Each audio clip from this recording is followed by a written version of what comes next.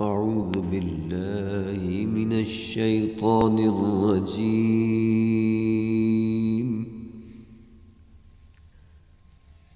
بسم الله الرحمن الرحيم. فمن شاء ذكره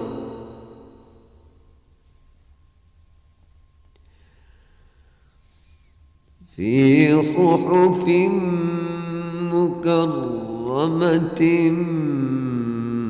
مرفوعة مطهرة بأيدي سفرة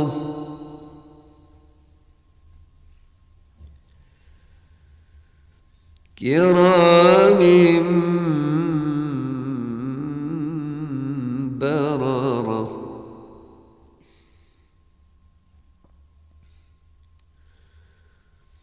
قتل الإنسان ما أكفره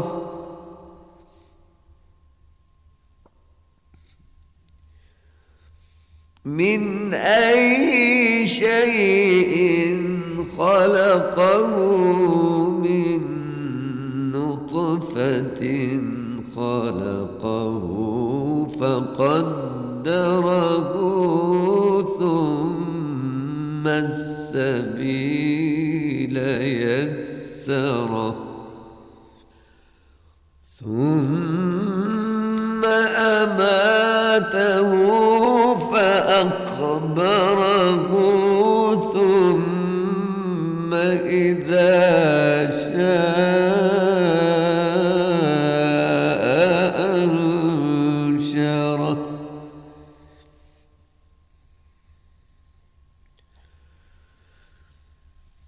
كلا لما يقض ما أمره فلينظر الإنسان إلى طعامه أنا صببنا الماء صبا ثم شققنا الأرض شقا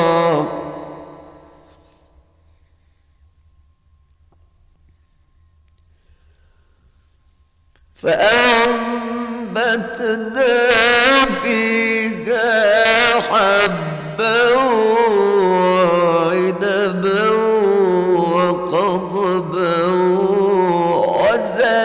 وزيتونا ونخلا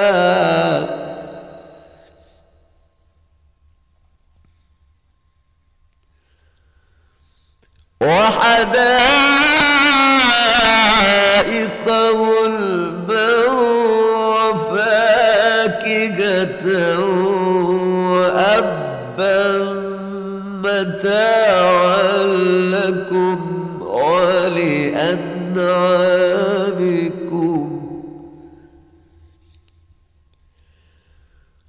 فإذا جاءت الصاخة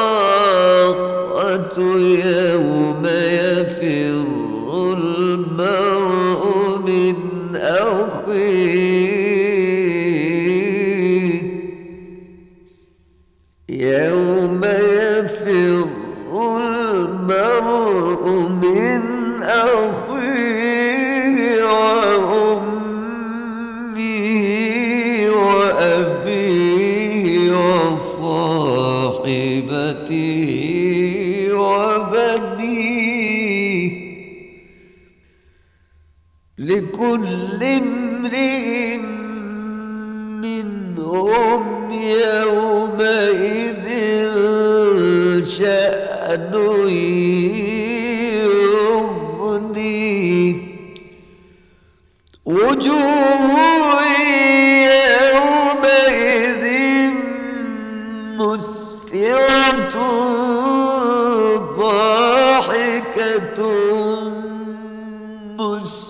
تبشرة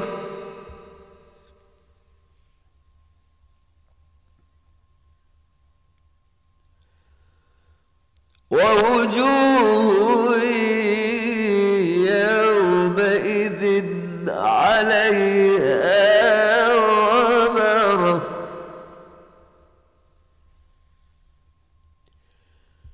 ووجوه يومئذ عليها غبرة ووجوه يومئذ عليها غبرة ترهقها قترة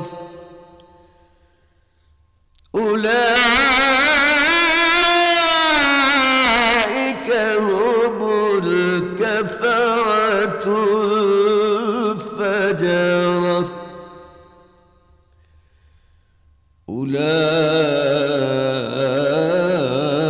أولئك هم الكفرة الفجرة صدق الله العظیم۔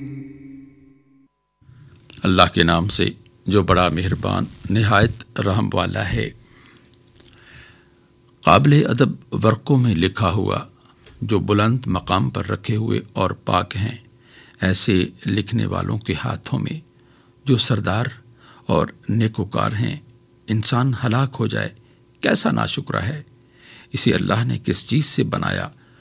نطفے سے بنایا، پھر اس کا اندازہ مقرر کیا، پھر اس کے لیے رستہ آسان کر دیا، پھر اس کو موت دی، پھر قبر میں دفن کرایا، پھر جب چاہے گا اسے اٹھا کھڑا کرے گا۔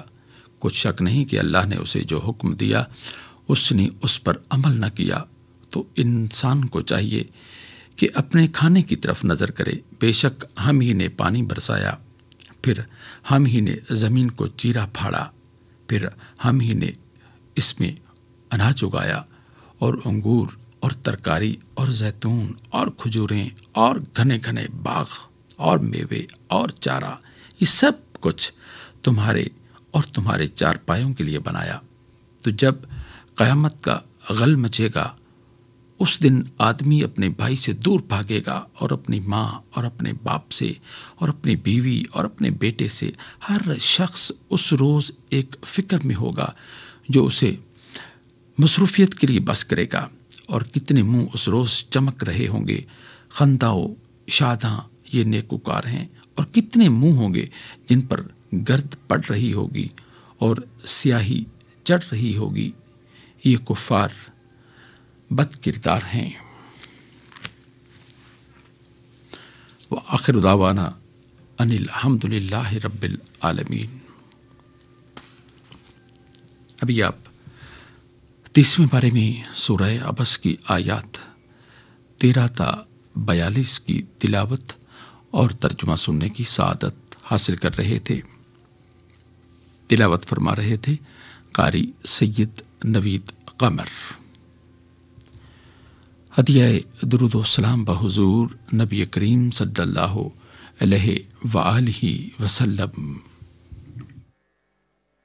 اللهم صل على محمد اللهم صل على محمد وعلى آله وصحبه وسلم اللهم صل على محمد اللهم صل على محمد وعلى آله وصحبه وسلم اللهم صل على محمد اللهم صل على محمد وعلى آله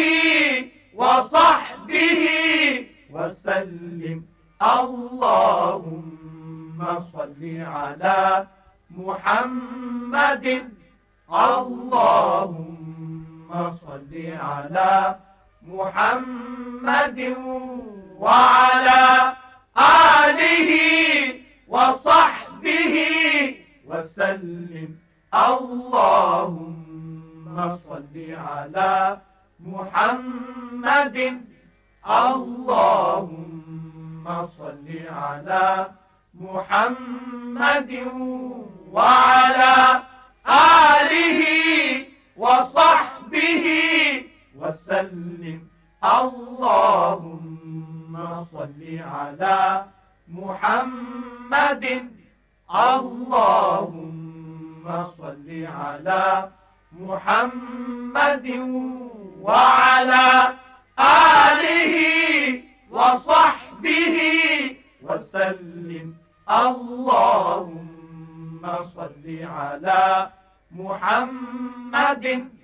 اللهم صل على محمد وعلى آله وصحبه وسلم. اللهم صل على محمد. اللهم صل على محمد وعلى آله وصحبه وسلم. اللهم صل على محمد. اللهم صل على محمد وعلى آله وصحبه وسلم. اللهم صل على محمد.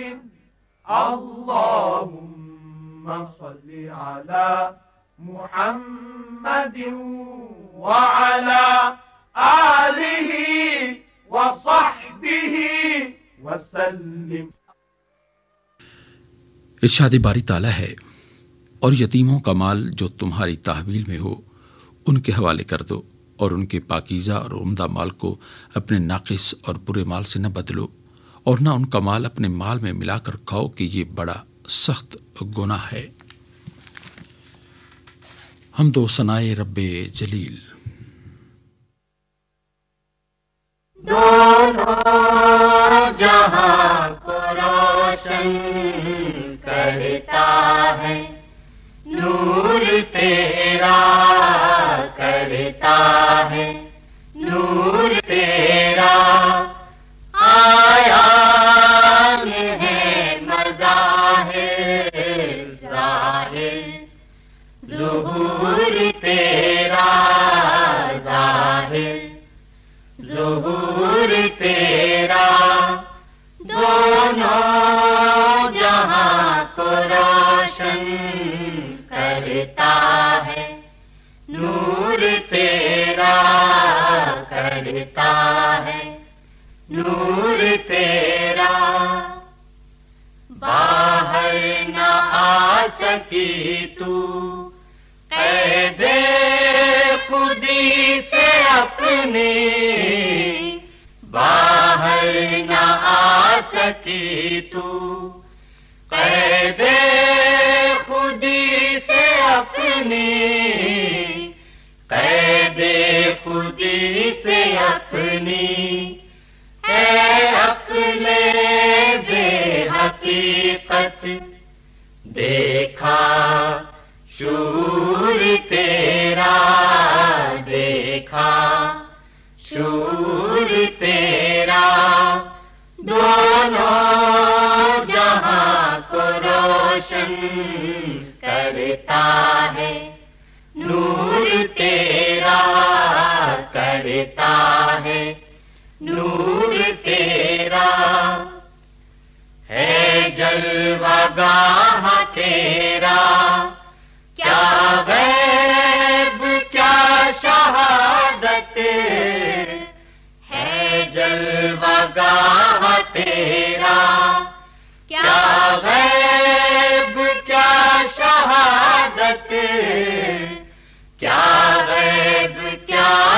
شہادت یہاں بھی شہود تیرا، وہاں بھی حضور تیرا، وہاں بھی حضور تیرا، دونوں جہاں کو روشن کرتا ہے، نور تیرا کرتا ہے، نور تیرا، جھکتا نہیں ہمارا دل تو کسی طرف، یا جھکتا نہیں ہمارا دل تو کسی طرف، یا دل تو کسی طرف، یا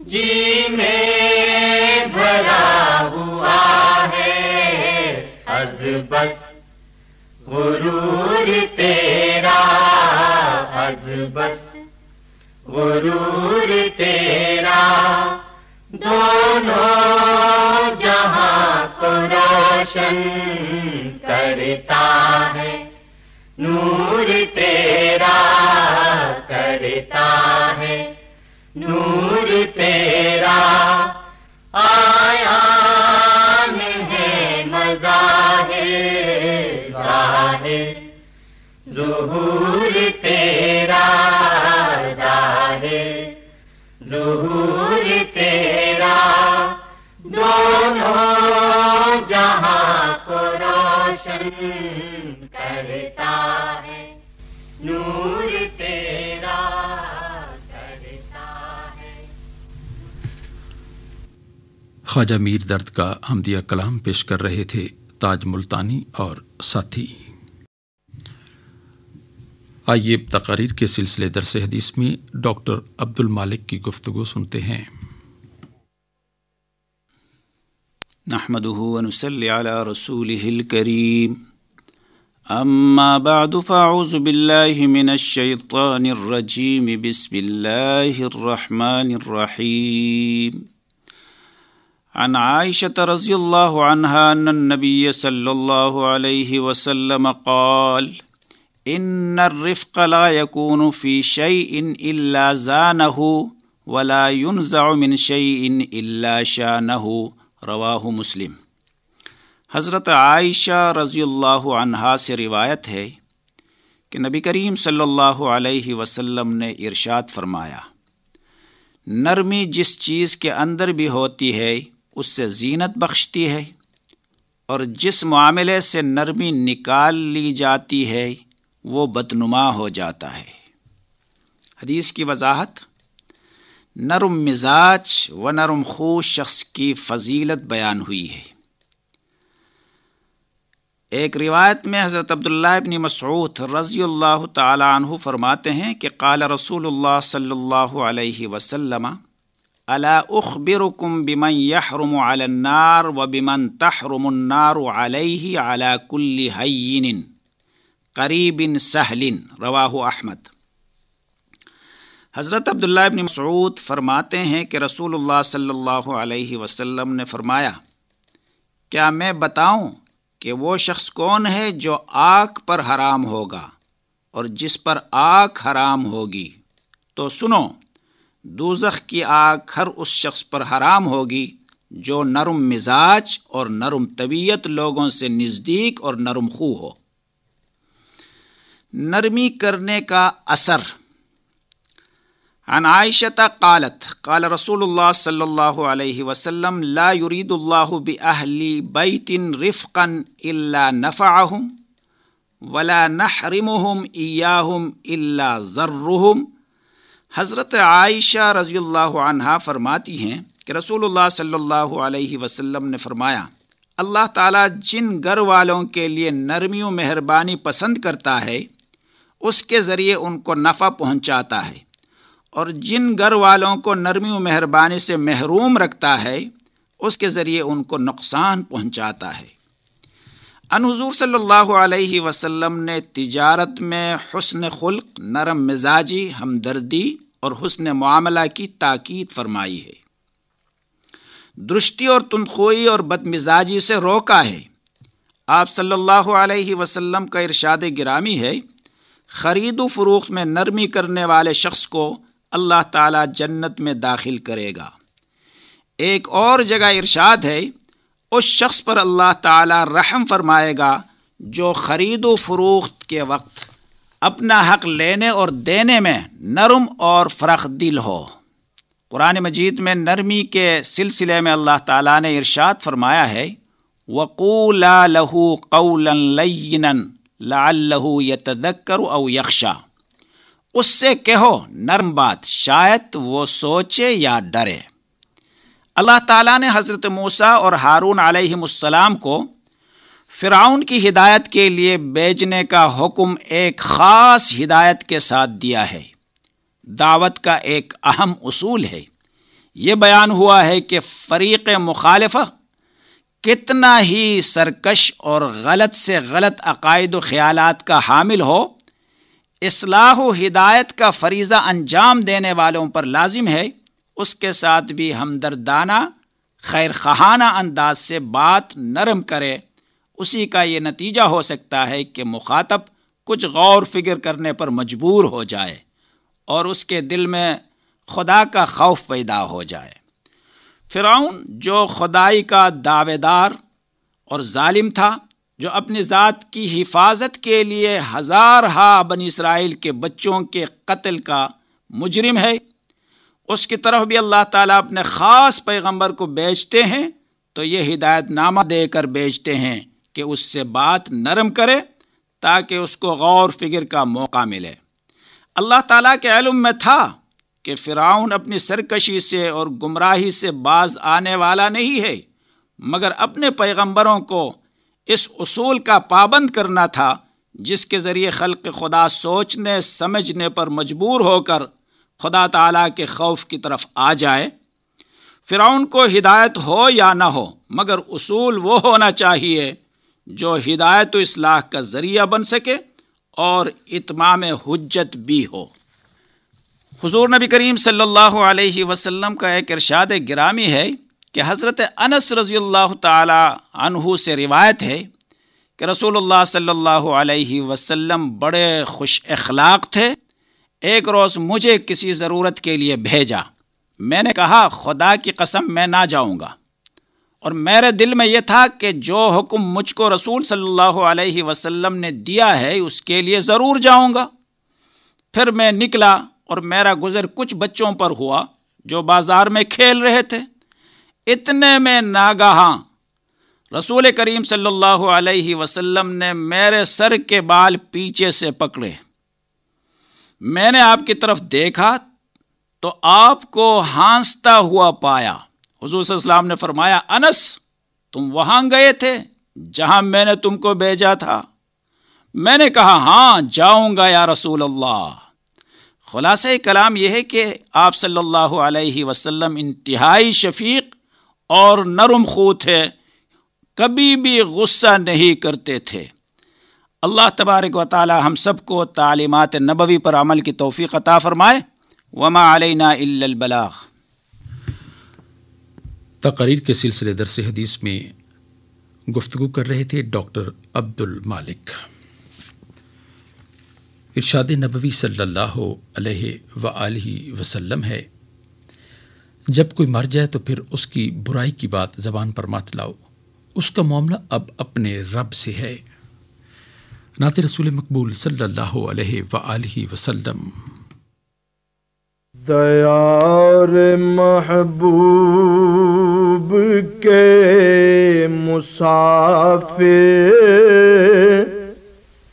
ہمیں دعاؤں میں یاد رکھنا،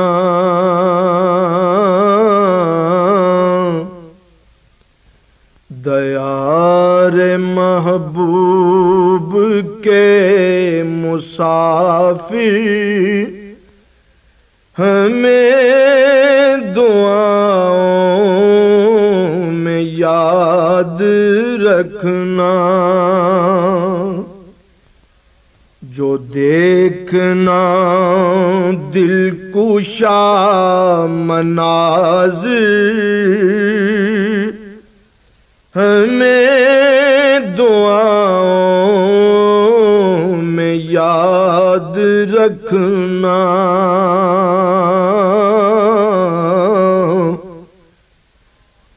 جو بالمقابل ہو باغ سلمیٰ نوازش مصطفیٰ کا عنوان،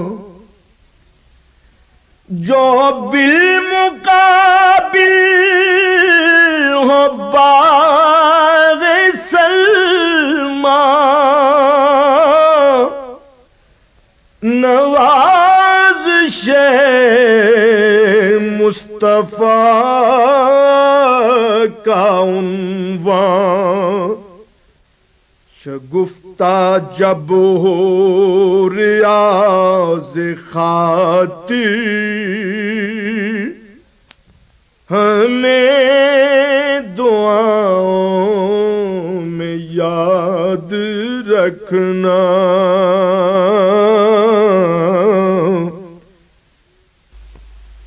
جو دیکھنا دل کشا مناظر ہمیں دعاؤں میں یاد رکھنا، نگاہ میں جب ہو سبز گنبد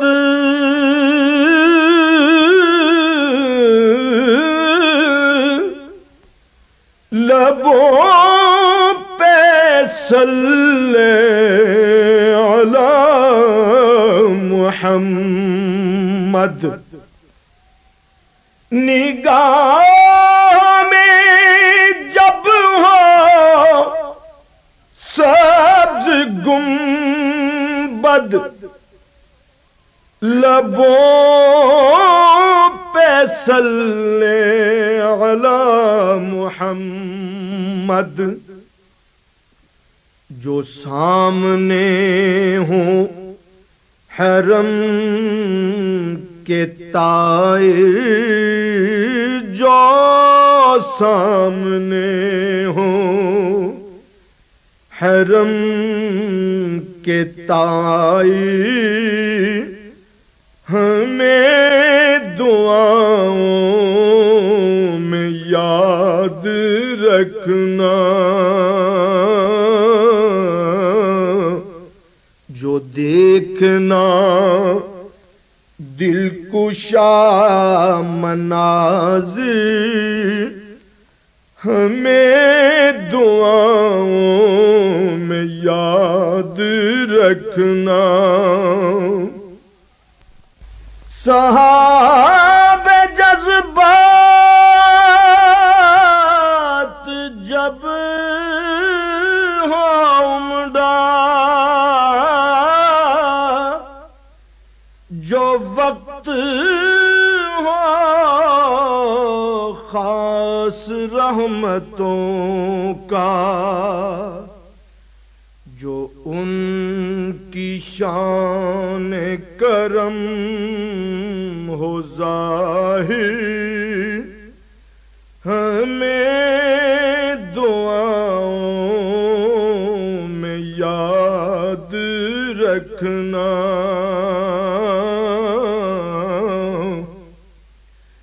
دیار محبوب کے مسافر ہمیں دعاؤں میں یاد رکھنا، جو دیکھنا دل کشا مناظر ہمیں دعاؤں میں یاد رکھنا.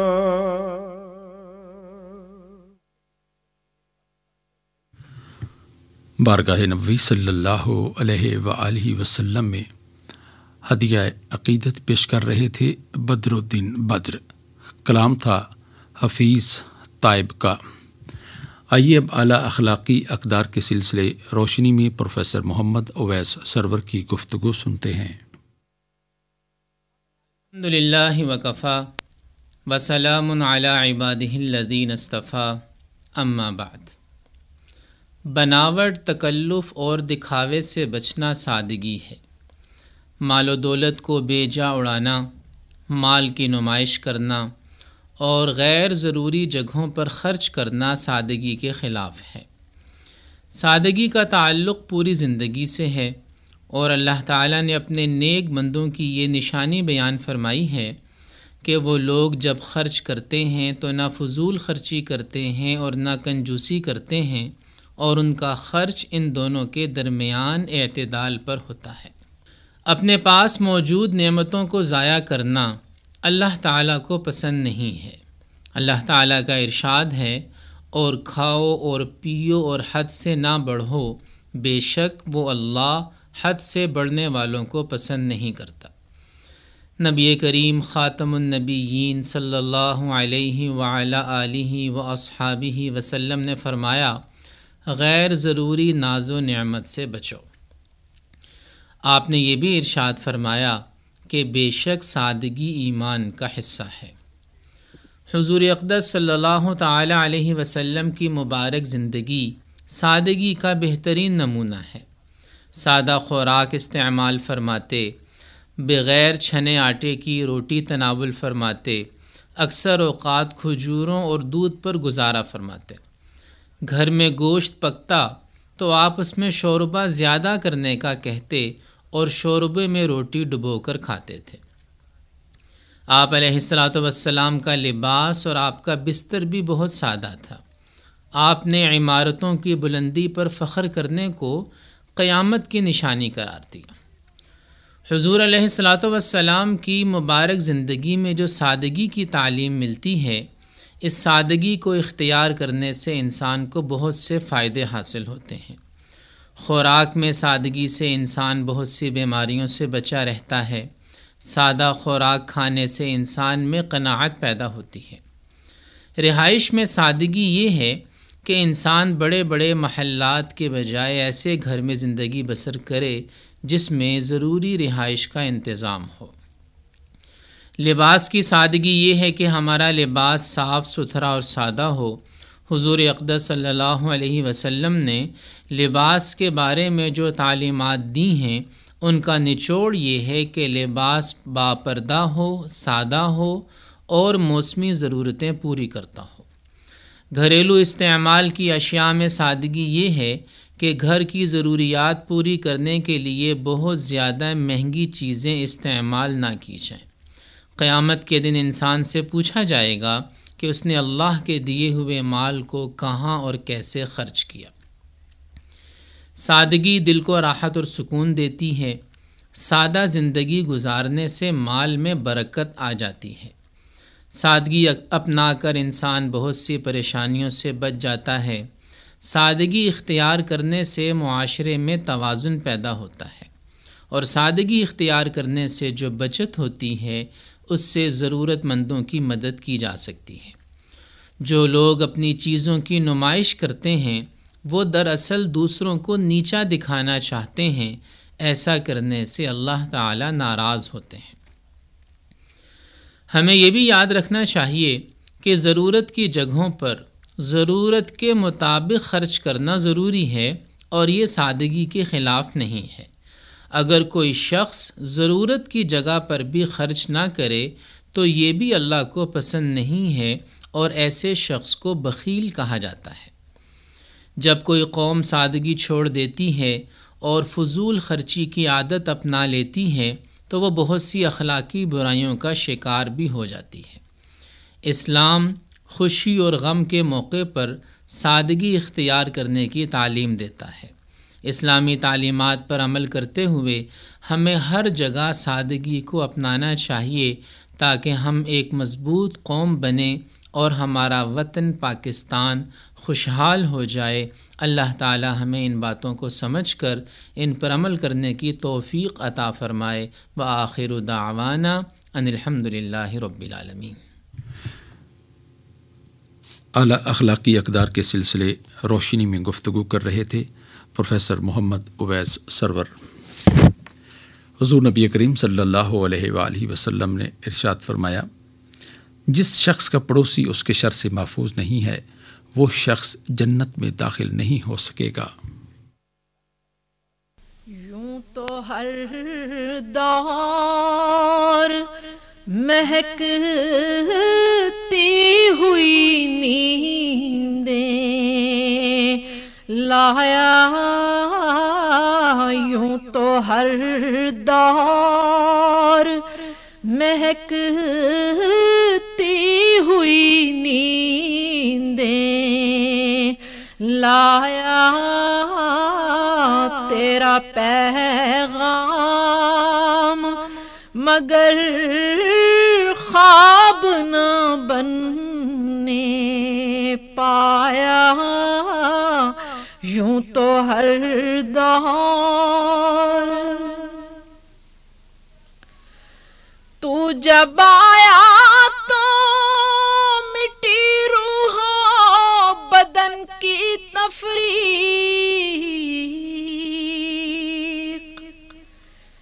تو جب آیا تو مٹی روح بدن کی تفریق،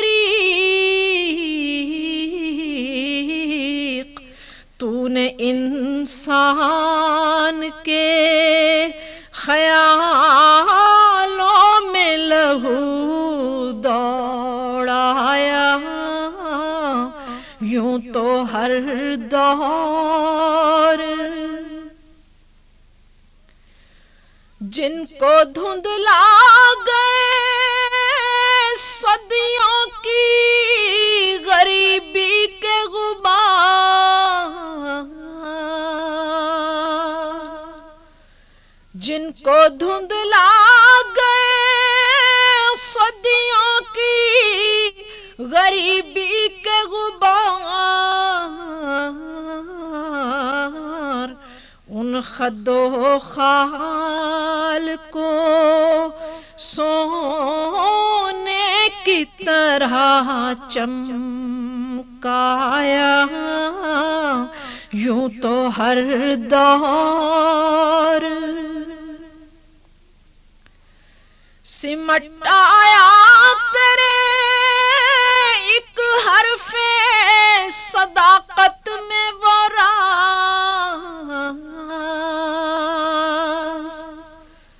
سمٹ آیا تیرے ایک حرف صداقت میں وہ راز، فلسفوں نے جسے تا حد گمان الجھایا،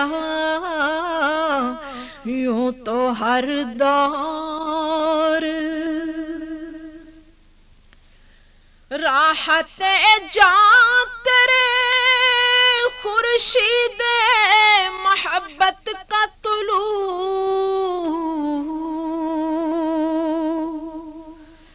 راحت جاں تیرے خورشید محبت کا طلوع، دھوپ کے روپ میں ہے ابر کرم کا سایہ، یوں تو ہر دور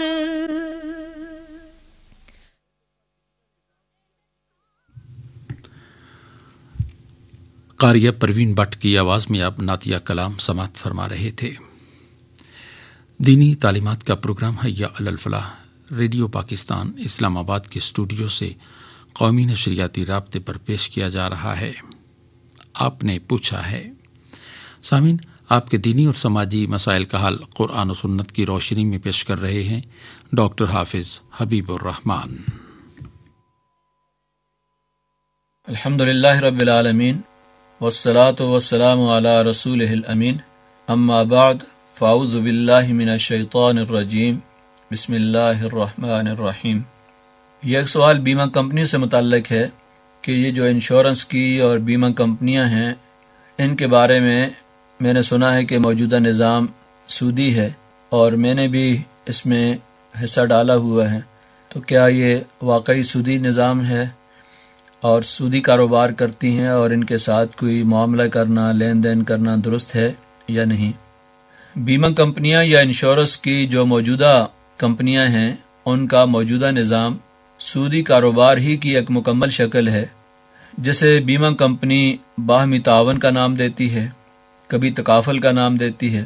حقیقت یہ ہے کہ کاروبار جوئے اور سود پر مشتمل ہے اور اس کے ذریعے یہ کمپنیاں اپنا نفع کماتی ہیں۔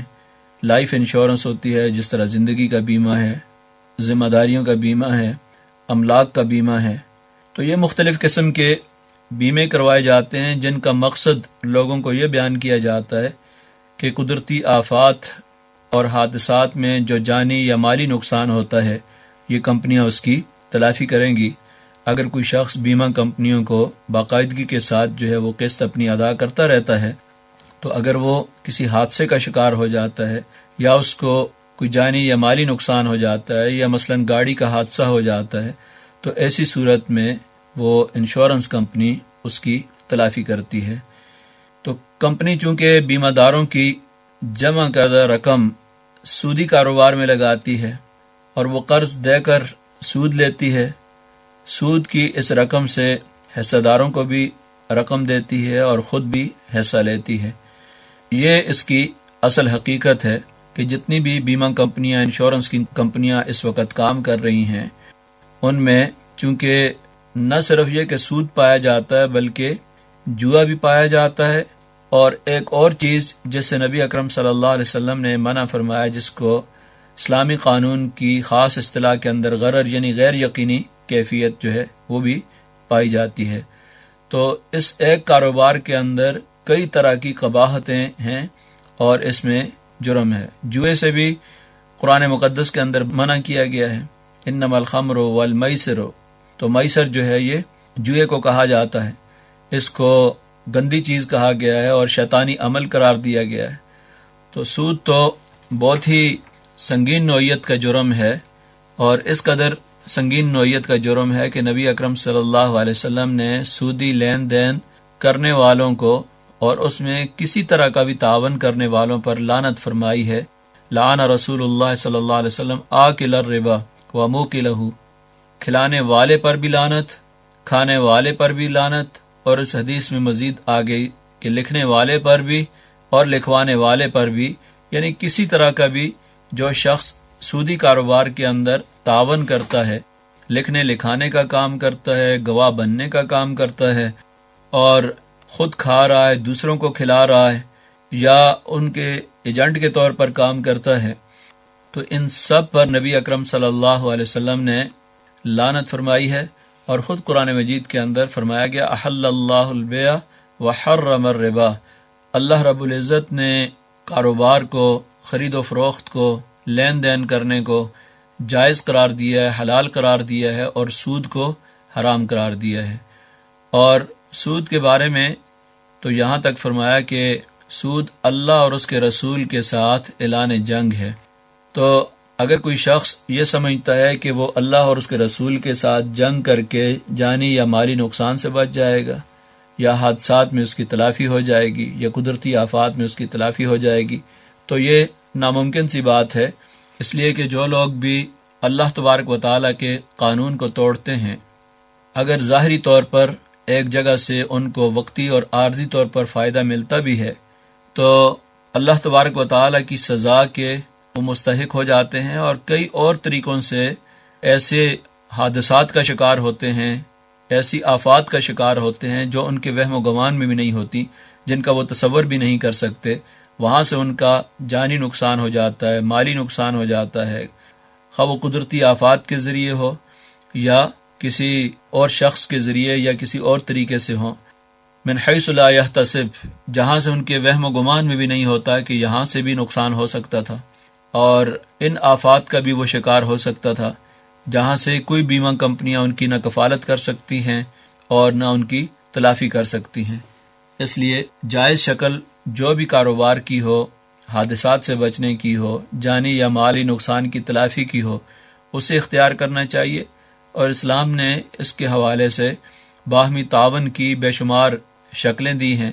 ان میں سے ایک شکل جو ہے آج کل بیمہ کمپنیوں کے متبادل تکافل کی شکل جو ہے وہ آ چکی ہے، کیونکہ یہ قانونی ضرورت بھی ہوتی ہے کہ کوئی آدمی اگر اپنی گاڑی روڈ پر نکالتا ہے تو اس کو بیمہ کروانا پڑتا ہے، لیکن جو شخص سود سے بچنا چاہتا ہے تو وہ کمپنیاں جو اس وقت ملک میں تکافل کے نام سے کام کرتی ہیں اور جن کے باقاعدہ شریعہ ایڈوائزر موجود ہیں اور وہ پوری طرح اہلیت بھی رکھتے ہیں شریعہ ایڈوائزر بننے کی، تو ایسی کمپنیاں جنہوں نے باقاعدہ اہل لوگوں کو، اہل علماء کو اپنا شریعہ ایڈوائزر بنایا ہوا ہے، اور وہ اس طرح کا بیمہ اگر کرتی ہیں تو وہ جائز ہے اور اس میں کسی قسم کی کوئی قباحت نہیں ہے، اس لیے کہ تکافل کمپنیاں جو کام کرتی ہیں وہ جوئے پر یا سود پر آگے رقم نہیں دیتی، ان پر اس بات کی پابندی ہے، اور باقاعدہ اسٹیٹ بینک کے اندر جو شریعہ ایڈوائزری بورڈ ہے ان کی طرف سے جو ہدایات جاری ہوتی ہیں یا شریعہ ایڈوائزر کی طرف سے جو ہدایات ہوتی ہیں کہ وہ ہر معاملے کو الگ سے دیکھتا ہے کہ کون سی چیز شریعت کے مطابق ہے اور کون سی چیز جو ہے وہ شریعت کے خلاف ہے، تو وہ اس کی نشاندہی بھی کرتا ہے۔ تو اس میں جائز صورتیں جو ہیں وہ پارٹنرشپ کی صورتیں ہیں، جائز صورتیں کاروبار کی مضاربہ کی شکلیں ہیں، اور بے شمار اور شکلیں بھی ہیں، لیکن جس صورت کا آپ نے ذکر کیا اس کا الٹرنیٹ یا متبادل کے طور پر جو ہے وہ تعاون کی ایک شکل تکافل ہے۔ اس کے بارے میں آپ مزید رہنمائی ان لوگوں سے جو کہ قرآن و سنت کے حوالے سے آپ کی رہنمائی کر سکتے ہوں کہ واقعی کون سی کمپنی تکافل کے نام پر لوگوں کو دھوکہ تو نہیں دے رہی ہے اور اس کا کاروبار درست ہے، تو اپنے علاقے کے مستند علماء سے آپ ان سے رہنمائی لے سکتے ہیں۔ دعا ہے کہ اللہ تبارک و تعالی ہمیں حلال اور حرام اور جائز اور ناجائز کی تمیز کرنے کی توفیق عطا فرمائے اور قرآن و سنت کے مطابق اپنی زندگیاں ڈالنے کی توفیق عطا فرمائے۔ آپ نے پوچھا ہے، آپ کے دینی اور سماجی مسائل کا حل قرآن و سنت کی روشنی میں پیش کر رہے تھے ڈاکٹر حافظ حبیب الرحمان۔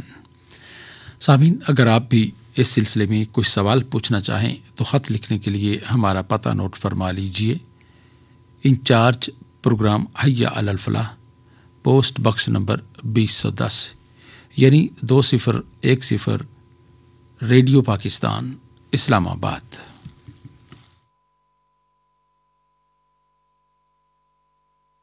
زینائے عرش اولا بام دلارا تیرا، زینائے عرش اولا بام دلارا تیرا، محبت نور خدا گنبد خضرا تیرا، زینائے عرش اولا بام دلارا تیرا، میں تیری مثل بھلا کیسے کسی کو جانوں،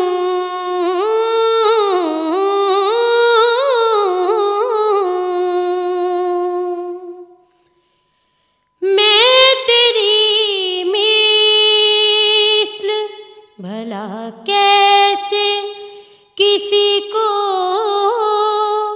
جانوں،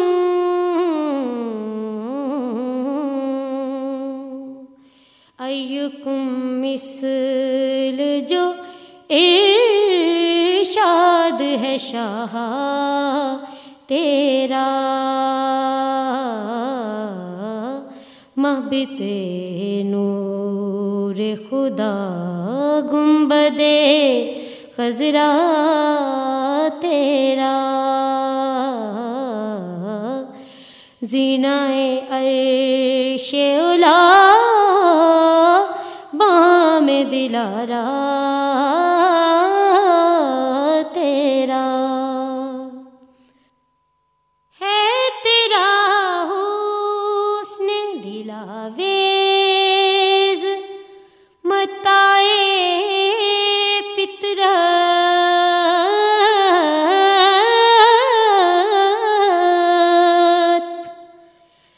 ہے تیرا حسن دلاویز متاع فطرت،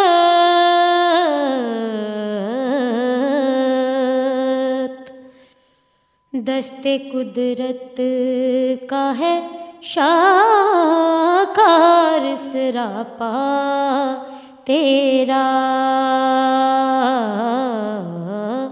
محبت نور خدا گنبد خضرا تیرا، زینہ عرش علا بام دلارا تیرا، کلزم نور تیری موج حسین اور حسن،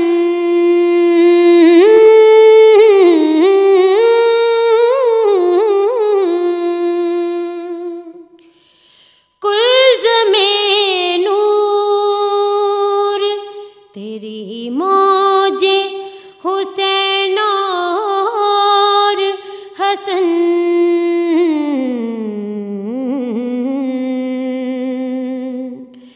سیدہ زہرا علی نور کا جوڑا تیرا،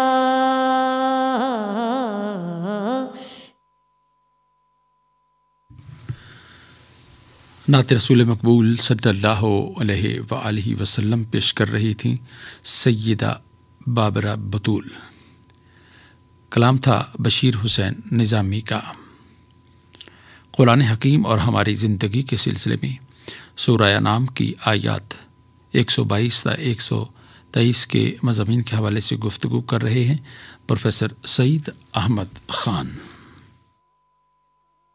اعوذ باللہ من الشیطان الرجیم، بسم اللہ الرحمن الرحیم۔ اومن کان میتا فاحییناہ وجعلنا له نورا یمشی بہ فی الناس کمن مثلہ فی الظلمات لیس بخارج منہا کذالک زین للکافرین ما کانوا یعملون وَكَذَلِكَ جَعَلْنَا فِي كُلِّ قَرْيَةٍ أَكَابِرَ مُجْرِمِيهَا لِيَمْكُرُوا فِيهَا وَمَا يَمْكُرُونَ إِلَّا بِأَنفُسِهِمْ وَمَا يَشْعُرُونَ۔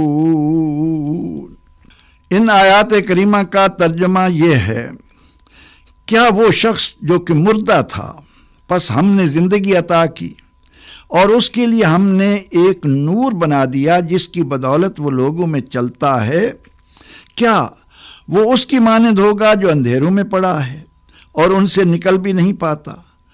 یوں ہی کافروں کے لیے ان کے اعمال آراستہ کیے گئے ہیں، اور اسی طرح ہم نے ہر بستی میں اس کے وڈیروں کو مجرموں کا سردار بنایا تاکہ وہ ان میں مکر و فریب سے کام لیں، حالانکہ ان کا مکر و فریب ان کے اپنے ہی خلاف ہوتا ہے اور وہ سمجھ نہیں پاتے۔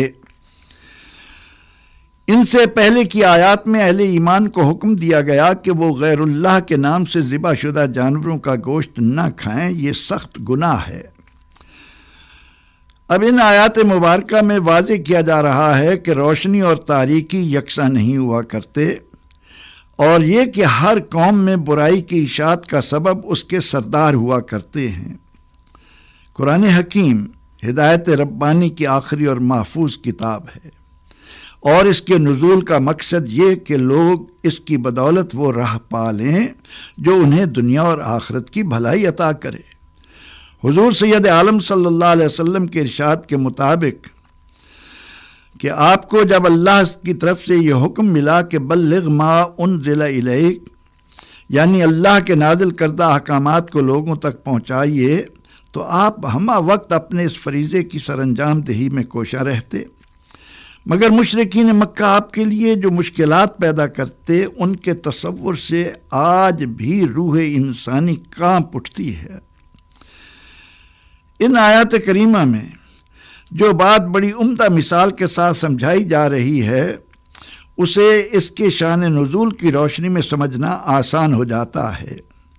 شان نزول بیان کرتے ہوئے سیدنا عبداللہ بن عباس رضی اللہ عنہما نے فرمایا کہ ایک مرتبہ ابو جہل نے رسول اللہ صلی اللہ علیہ وسلم پر کوئی نجس و پلید چیز پھینکی اور ایسی اذیتیں دیں کہ مخالف بھی تڑپ اٹھے۔ اتفاق سے اس وقت سیدنا امیر حمزہ رضی اللہ عنہ مکہ سے باہر شکار کی غرض سے گئے ہوئے تھے۔ وہ جب واپس آئے تو لوگوں نے انہیں ابو جہل کی ساری کارستانیوں کی اطلاع دی۔ اس پر وہ بہت تڑپے اور اپنی کمان سمیت سیدھے ابو جہل کے پاس پہنچے اور اس کمان کے ساتھ اس کی خوب ٹھکائی کی، جس کے جواب میں ابو جہل عاجزی اور خوشامد کرتے ہوئے کہنے لگا کہ اے ابو یعلا، کیا آپ کو معلوم نہیں کہ محمد صلی اللہ علیہ وسلم کیسا دین لائے ہیں؟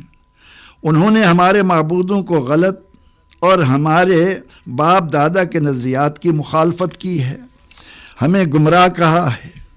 اس پر سیدنا امیر حمزہ رضی اللہ عنہ نے فرمایا کہ تم جیسا بد عقل کون ہو سکتا ہے کہ تم اللہ جل مجدہ کو چھوڑ کر پتھروں کی پوجا کرتے پھر رہے ہو؟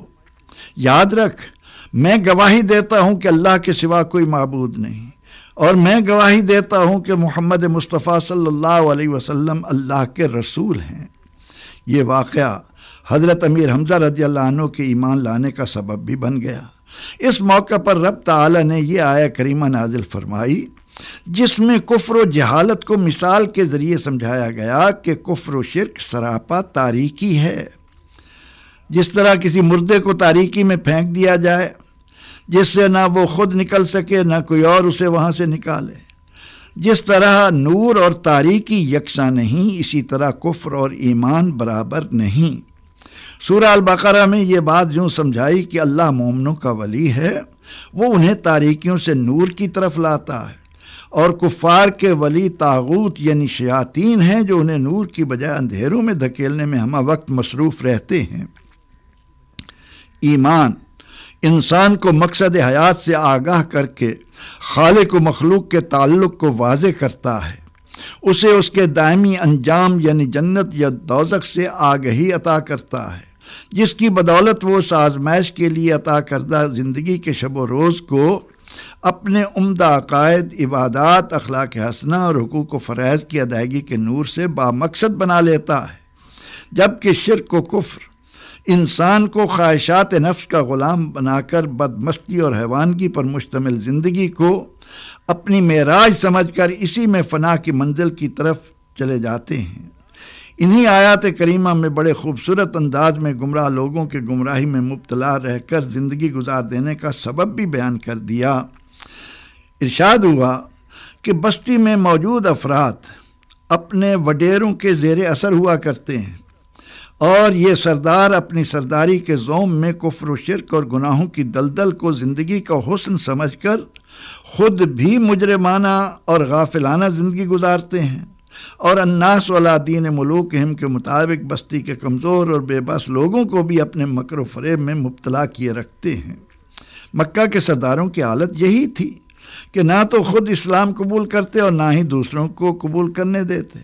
اسی بنا پر رسول اللہ صلی اللہ علیہ وسلم نے یہ دعا فرمائی تھی کہ اے اللہ، دو عمروں میں سے ایک اسلام کو عطا کر دے۔ جس پر اللہ نے عمر بن الخطاب رضی اللہ عنہ کو ایمان کی دولت سے مالا مال فرما دیا اور مکہ مکرمہ کی فضا نعرہ تکبیر کی صدائے دل نواز سے گونج اٹھی تھی۔ اس آیہ کریمہ کی روشنی میں مبلغین دین کی توجہ اس بات پر بھی ہونی چاہیے کہ ہر بستی اور شہر کے سرداروں پر خصوصی محنت کیا کریں تاکہ وہ سردار خود بھی مکر و فریب کی زندگی سے باہر آئیں اور اپنے زیر اثر لوگوں کو بھی ان کے مکر و فریب سے نجات ملے۔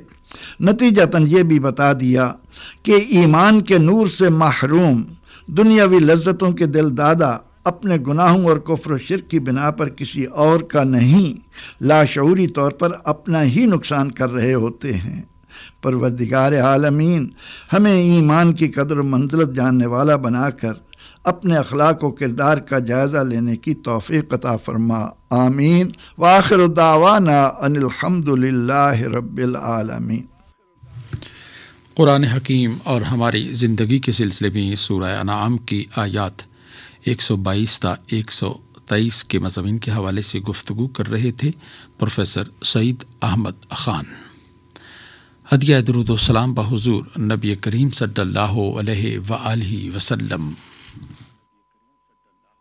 اللہم صلی علی محمد، اللہم صلی علی محمد وعلى آلہ وصحبہ وسلم۔ اللہم صلی علی محمد، اللہم صلی علی محمد وعلى آلہ وصحبہ وسلم۔ اللہم صلی علی محمد، اللہم صلی علی محمد وعلى آلہ وصحبہ وسلم۔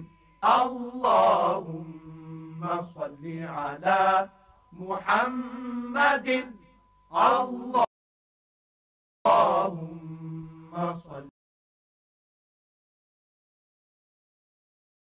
صلی علی محمد وعلى آلہ وصحبہ وسلم۔ اللہم صلی علی محمد، صلی علی محمد وعلى آلہ وصحبہ وسلم۔ اللہم صلی علی محمد، اللہم صلی علی محمد وعلى آلہ وصحبہ وسلم۔ اللہم صلی علی محمد، اللہم صلی علی محمد وعلى آلہ وصحبہ وسلم۔ آئیے پروگرام کے ان اختتامی لمحات میں اللہ تعالیٰ کے حضور دعا کے لیے ہاتھ پھیلائیں۔ اللہم ارزقنی حبک وحبہ عندک، اے اللہ مجھے اپنے نصیب فرمائیے اور اس شخص کی محبت نصیب فرمائیے جس کی محبت آپ کے ہاں مجھے نفع دے۔ اے ارحم الراحم، تو ہی ہم مالک اور مالک ہے، ہم سب تیرے عاجز اور بے بس بندے ہیں۔ اے اللہ ہم سب پر رحم و کرم فرما اور ہم سب کو ایک دوسرے کا احترام کرنے والا بنا۔ اے اللہ تجھے اپنی مخلوق سے بے انتہا پیار ہے اور تیرے نزدیک اے اللہ وہ شخص بہت ہی محبوب ہے جو دوسروں کے کام آئے اور مخلوق سے محبت کرے۔ اے اللہ ہم سب کو محبت بھری زندگی نصیب فرما۔ اے اللہ ہمیں انسانیت کا احترام کرنے اور ہر انسان کی قدر و قیمت سمجھنے کی توفیق نصیب فرما۔ اے اللہ ہم سب کو اسلامی اصولوں پر چلتے ہوئے والدین کی خدمت کرنے، بڑوں کی عزت کرنے اور بچوں پر شفقت کرنے والا بنا، اور سب کے حقوق ادا کرنے اور ان کے ساتھ ایثار و قربانی سے پیش آنے کا جذبہ نصیب فرما۔ آمین یا ارحم الراحمین۔